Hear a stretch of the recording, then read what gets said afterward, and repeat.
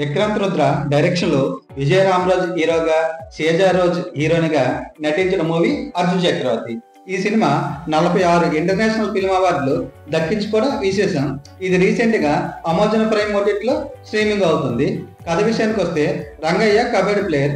కొన్ని కారణాల వల్ల కబడ్డీకి దూరం అయిపోతాడు. మరోపక్క అర్జున్ చక్రవర్తి అనాథ. ఓ సందర్భంలో రంగయ్య చూసి చేరదీసి కబడ్డీ ప్లేయర్ గా తయారు చేస్తాడు. జిల్లా స్థాయి, రాష్ట్ర స్థాయి అలా ఎదిగే క్రమంలో లవ్ లో పడతాడు. కానీ లవ్ బ్రేకప్ అవుతుంది. దానివల్ల అర్జున్ చక్రవర్తి క్రీడా భవిష్యత్తు ఎలా మారింది, రంగయ్య కళ తీరిందే లేదా అనేది ఈ సినిమా కథ. ఫస్ట్ హాఫ్ లో జిల్లా, రాష్ట్రాయి కబడ్డీ పోటీలో గెలవడం, అర్జున్ చక్రవర్తి గతం కొంత పర్వాలేదు. మధ్యలో వచ్చే లవ్ స్టోరీ రొటీన్ గా ఉంటుంది. ఇది అంతగా ఆకట్టుకోదు, కానీ ఇంటర్వెల్ నుండి ఇంట్రెస్ట్ పుడుతుంది. సెకండ్ హాఫ్ లో జాతీయ జట్లు ఆడడం, దాని ద్వారా వచ్చే డబ్బులు, స్థలం, క్రీడా అధికారులు మోసం చేయడం, రంగయ్యతో బాండింగ్, క్లైమాక్స్ అంతా ఎమోషనల్ గా సాగుతుంది. డైరెక్టర్ ఓ రియల్ స్టోరీని తీసుకొని దాన్ని కొంత కలుపుతుంటూ ఆడియన్స్ కనెక్ట్ అయ్యేలా తీయడం కొంత సక్సెస్ అయ్యడనే చెప్పాలి.